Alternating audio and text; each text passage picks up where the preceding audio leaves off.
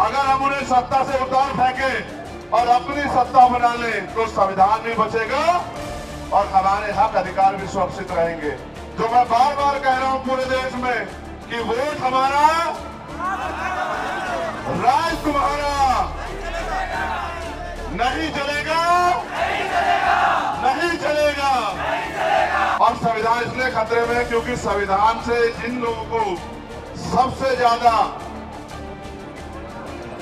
फायदा मिला, गुलामी कटी, अवसर की समता मिली, मौलिक अधिकार मिले, मौलिक कर्तव्य मिले, जिनको दिन के उजाले में भी बाहर निकल के डॉक्टर, इंजीनियर, आईएएस, आईपीएस बनने का मौका मिला, वो लोग अपने संविधान के प्रति जिम्मेदार नहीं हो रहे। संविधान तब बचेगा जब संविधान विरोधी ताकतें सत्ता से बेदखल होंगी। आपके लिए अच्छा कौन है? आपके लिए आपको खुद की ताकत बनानी पड़ेगी। मेरे लोगों, याद रखना मेरी बात को। अपने आप जिम्मेदार बनो, जहां जगह मिली है वहीं बैठ जाओ। मत कहो किसी और को कि तू बैठ जा भैया, तू बैठ जा। जिसको जहां जगह मिली है स्वतः बैठ जाओ। यही तुम्हारा प्यार है आज का, तुम्हारी जो त्याग, बलिदान और जो तुम सुबह से इंतजार कर रहे हो। बहुत बहुत धन्यवाद। दौसा की हमारी जिला कमेटी, हमारे प्रदेश की टीम, हमारी विधानसभा की टीम, चेतराम भाई, नरेश मीरवाल भाई, सुरेश जी, विकास भाई और जो यहाँ हमारे साथी, हमारे नौजवान जो दौसा कॉलेज के अध्यक्ष हैं, हमारे छोटे भाई मुकेश जी और तमाम वो साथी जो यहाँ काम कर रहे हैं, जिन्होंने इतनी मजबूती से इस प्रोग्राम को सफल करने के लिए मेहनत की। उनके साथ साथ मेरे साथ चल के आए सुरेंद्र भाई, अमरचंद हरसोलिया जी, भाई राष्ट्रीय core committee member Amit Kasana ji, हमारे प्रदेश अध्यक्ष आजाद समाज पार्टी राम लखन मीणा जी, भाई मनोज मीणा जी, प्रदेश अध्यक्ष जितेंद्र अठवाल जी, भीम आर्मी भाई अनिल देनवाल जी, प्रदेश प्रभारी भीम आर्मी, और हमारे वरिष्ठ नेता राष्ट्रीय महासचिव और राजस्थान के प्रभारी रविंद्र कुमार भाटी जी का भी धन्यवाद करता हूं।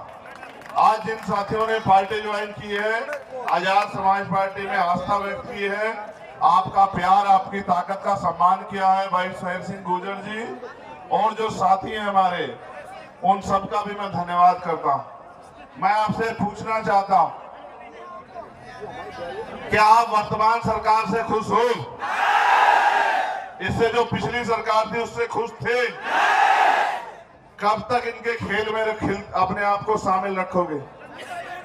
कभी ये कभी वो, आपका क्या? मुझे कल से हम लोग शुरू हुए थे, नीमराना, फिर अलवर, सुबह नगर और अब दौसा, और अभी 10 दिन लगभग 6 तारीख तक मैं यही हूं आपके बीच। क्यों हूं पता है? क्योंकि संविधान बचाओ यात्रा चल रही है। कब बचेगा संविधान? गौर से सुनो, अपने मन की भावना अपने अंदर रखो और मेरी बात पे गौर करो। मैं बहुजन समाज में जन्मे सभी संतों, गुरुओं, महापुरुषों को नमन करता हूं। नमन इसलिए क्योंकि वो थे तो हम हैं, और उन्होंने अपना पूरा जीवन बलिदान किया, तो आज कमजोर, किसान, कमेरे, पिछड़े, दलित, आदिवासी, माइनॉरिटी के लोग जो हैं, वो चैन की सांस और भारत की तमाम महिलाएं स्वाभिमान, सम्मान का जीवन भारत में व्यक्त कर पा रही हैं। इसका एक ही कारण है, बाबा साहब डॉक्टर भीमराव अंबेडकर जी का संविधान। लेकिन आज वो संविधान खतरे में है, और संविधान इसलिए खतरे में है क्योंकि संविधान से जिन लोगों को सबसे ज्यादा फायदा मिला, गुलामी कटी, अवसर की समता मिली, मौलिक अधिकार मिले, मौलिक कर्तव्य मिले, जिनको दिन के उजाले में भी बाहर निकल के डॉक्टर, इंजीनियर, आईएएस, आईपीएस बनने का मौका मिला, वो लोग अपने संविधान के प्रति जिम्मेदार नहीं हो रहे।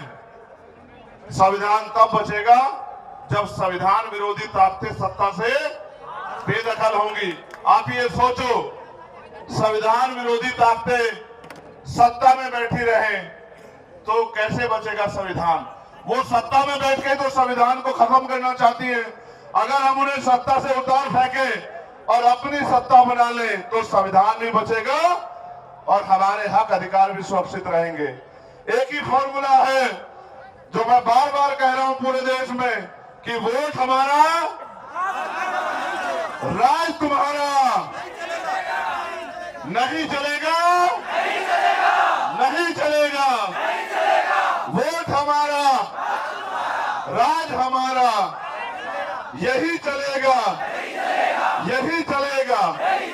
देखो, बगड़ी याद है, जितेंद्र मेघवाल याद है, इंद्र मेघवाल याद है, ओम प्रकाश रागर याद है, कार्तिक भील याद है, बहन तोला गुजर याद है। कितनी अन्याय, कितना जुल्म, कितनी तकलीफें, कितनी लाठियां, कितना अन्याय साहब ने और किनके राज में सहा। आज की सरकार जिसके नेता हैं अशोक गहलोत साहब, और 2 अप्रैल 2018 का आंदोलन याद है या नहीं है। 17 भाइयों की शहीदी, हजारों पे मुकदमे, जेल, राशु का लाठियां, याद है या नहीं है। और समाज पे कुर्बान होने वाले नौजवान याद है नहीं है। कैसे बदलेगी जिंदगी, सरकार बदलेंगे। अगर हमने गलती की उसका खामियाजा कौन भुगतेगा। अगले 5 साल अगर अन्याय, अत्याचार, जुल्म जाति सहनी है, बहन बेटियों के साथ अपमान होता देखना है, रोजगार के नाम पे छलावा देखना है, झूठ देख रहा है, चोर बाजारी देखनी है, भ्रष्टाचार देखना है, तो इनको जिता दो। और अगर ये सब बंद करना है तो आजाद समाज पार्टी को ताकतवर बना दो। राजस्थान, मध्य प्रदेश में फिर देखना, किसी गरीब को किसी के आगे हाथ नहीं फैलाना पड़ेगा। मुख्यमंत्री जी अभी क्या योजनाएं दे रहे हैं। आटा ले लो, चीनी ले लो, दाल ले लो, मोबाइल फोन ले लो, गैस सिलेंडर के दाम कम करा लो। कल एक पत्रकार, यहाँ भी पत्रकार साथी खड़े, कल एक पत्रकार ने मुझसे कहा कि मुख्यमंत्री जी इतनी अच्छी योजनाएं दे रहे हैं। मैंने उनसे पूछा कि कब से शुरू की मुख्यमंत्री जी ने योजना, आप मेरा मार्गदर्शन करते बता दो, कब से शुरू की पत्रकार साथियों। 2 महीना, 1.5 महीना, 1 महीना। चुनाव का कितना समय बाकी है। 2 महीने क्या 4 साल 9 महीने राजस्थान के लोग यहां से पलायन कर गए थे क्या 4 साल 9 महीने मुख्यमंत्री जी सो रहे थे क्या 4 साल 9 महीने में जो सीएचए के साथियों ने, 3rd ग्रेड टीचर जो भाई बहन है उन्होंने, आशा आंगनबाड़ी कार्यकर्ताओं ने और जो कमजोर हक वंचित समाज के नौजवानों ने जो सहा, क्या मुख्यमंत्री तब नींद में थे क्या। चुनाव से पहले कैसे पता लगा कि गैस सिलेंडर के दाम कम होने चाहिए। चुनाव से पहले कैसे पता लगा कि आटा भी नहीं है गरीबों पे, दाल भी नहीं है, चीनी भी नहीं है, तेल भी नहीं है। कैसे पता लगा। जब चुनाव आता है तब आपकी याद आती है, चुनाव के बाद आपकी याद नहीं आती है। देखो मेरी बात पे गौर करो, ये राजस्थान है ना, और जगह तो कमरों में बैठ के पेपर लीक होते हैं, यहाँ बसों में बैठ के पेपर लीक होते हैं। बसों में क्या कोई भी अपराध बिना सत्ता के संरक्षण के हो सकता है क्या। मगर याद रखो, अगर ये बुरे हैं तो इससे पहले वाले भी अच्छे नहीं हैं। आपके लिए अच्छा कौन है, आपके लिए अच्छा कौन है। आपके लिए आपको खुद की ताकत बनानी पड़ेगी मेरे लोगों, याद रखना मेरी बात को, वरना अगले 5 साल आपकी गलती की वजह से जो अन्याय अत्याचार होगा उसके जिम्मेदार हम खुद होंगे। आज आपके पास ताकत है, हर कोई आपको अपना कहेगा, हर कोई आपकी बस्ती में आएगा, हर कोई आपके पैर पकड़ेगा, हर कोई आपको इज्जत देगा। लेकिन याद रखना, वो इज्जत एक दिखावा है। जैसे चुनाव जाएगा ये रिश्ता भी चला जाएगा और फिर वही होगा जो पिछले 4 साल 9 महीने आपकी खाल उतरी, आपको अपमान सहना पड़ा, रोजगार मांगा तो लाठियां मिली। और जब मैं आता हूं यहाँ इंद्र मेघवाल के भाई पिता के आंसू पूछने, तो एयरपोर्ट पे 12 घंटे बंद करते हैं और अगर जबरदस्ती तोड़ के गेट निकल जाता हूं तो गाड़ी में बिठा के दिल्ली छोड़ के आते हैं। और यहाँ के तनखैये नेता पूछते हैं कि चंद्रशेखर यहाँ क्यों आते हैं। चंद्रशेखर यहाँ इसलिए आते हैं कि तुम तनखैयों की हिम्मत रही कि अपनी सरकार से सवाल कर सको कि तुम्हारे सरकार के होते हमारे लोगों पर अन्याय अत्याचार हो रहा है, तुम लोग क्यों सोते रहते हो। मैं पूछना चाहता हूं, आपको रोजगार चाहिए नहीं चाहिए बताओ? आपको महंगाई खत्म करवानी नहीं करवानी बताओ? जो भूमिहीन है उनको भूमि चाहिए नहीं चाहिए बताओ? कैसे मिलेगी? नहीं, ऐसे नहीं। जब कलम की ताकत आपके हाथ में आएगी तब मिलेगी। मुख्यमंत्री जी कितने पैसे दे रहे हैं आपकी जिंदगी संवारने के लिए? काउंट करो सारा पैसा जो दे रहे हैं वो सब्सिडी मिला के 1000 रुपए महीना दे रहे होंगे। सवाल 1000 रुपए का नहीं है मेरे लोगों, सवाल है राजस्थान के 3,40,000 करोड़ रुपए का। यहां का टैक्स है, यहां का बजट है 3,40,000 करोड़। मेरी निगाह उस बजट पे है कि उसका प्रयोग नौजवानों के भविष्य को बदलने के लिए होना चाहिए। उसका प्रयोग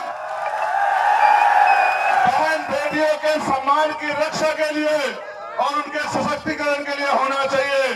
उस धन का प्रयोग आपको तरक्की दिलाने के लिए, अच्छे स्कूल खोलने के लिए, अच्छे हॉस्पिटल खोलने के लिए होना चाहिए। और उसका प्रयोग आपको पढ़ने के लिए, विदेश भेजने के लिए होना चाहिए। आपको उद्योग धंधे मिले, लोन मिले, इसके लिए होना चाहिए। लेकिन मुख्यमंत्री जी कर देंगे क्या? कोई नहीं करेगा। 75 साल में किसी ने किया है क्या? सच पता नहीं है क्या आपको? अगर आप मेहनत मजदूरी ना करो आपके घर का चूल्हा नहीं जलेगा। समझते हो नहीं समझते हो?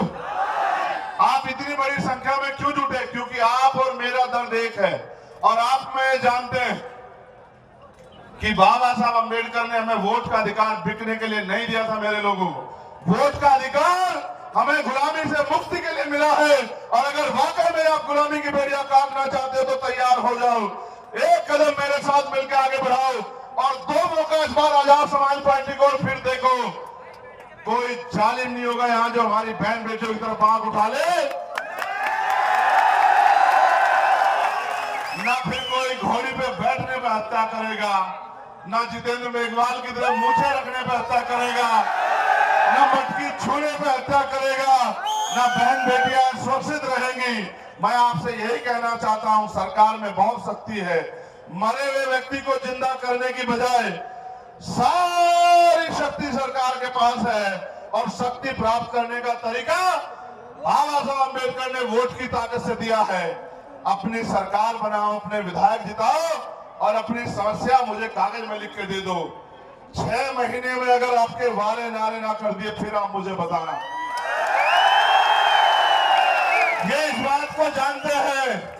देखो, बहुत गंभीर बात बताऊंगा, माए बहनों को मैं समझता हूं। ये इस बात को जानते हैं कि अगर कोई गरीब का बेटा आएगा तो गरीबों की बात होगी। ये इस बात को जानते हैं। क्या आप, मैं झूठ बोल रहा हूं तो बताना, कितने ऐसे लोग होंगे जिन्होंने ट्रेन में बिना टिकट सफर किया होगा अपनी परीक्षा देने जाने के लिए? कितने ऐसे लोग होंगे कि पेट में भूख होगी और सामने दुकान होगी, पकवान रखे होंगे लेकिन जेब में पैसा नहीं होगा? कितनी ऐसी बहनें होंगी कि बहुत कुछ मन होगा लेकिन जेब में पैसे ना होने की वजह से ऐसे ही दिल में सुकून करके वापस बाजार से लौटी होंगी। कितनी ऐसी बहनें होंगी जिनकी तमन्ना होंगी डॉक्टर इंजीनियर बनने की, लेकिन पिताजी की जेब में पैसे नहीं होंगे। कितनी ऐसी बहनें होंगी जिनके सपने होंगे आगे बढ़ने के और आर्थिक अभाव में वो कुचले गए होंगे। कितने ऐसे नौजवान होंगे जिनके पास बहुत हिम्मत होगी लेकिन पिताजी की जेब में पैसे नहीं थे तो सपने सपने रह गए। ऐसे कितने लोग होंगे राजस्थान में, आप सर्वे कराना, जिनके मकान आज भी कच्चे मिलेंगे। मैं भी रुका था एक गांव में, उसका नाम मेरे याद नहीं आ रहा, जहां मैं रुका था भी खेड़ली में, प्लास्टर नहीं मकानों पे। और मैं जानता हूं अपने लोगों के हाल। मैं राजस्थान का चप्पा चप्पा घुमाऊं कि पेट पे हाथ फेर के सो जाते हैं और अपने बच्चे को भी सुला देते हैं कि कल कहीं ना कहीं से रोटी का इंतजाम हो जाएगा। मैं जानता हूं भारत को, मैं जानता हूं राजस्थान को, मैं जानता हूं मध्य प्रदेश, उत्तर प्रदेश, बिहार को कि कमजोरों का कोई रखवाली नहीं है। कमजोरों को अपनी रखवाली खुद करनी पड़ेगी। अब मैं आपसे आग्रह करूंगा मेरे लोगों, क्योंकि हमें संविधान बचाओ यात्रा को भी आगे बढ़ाना है।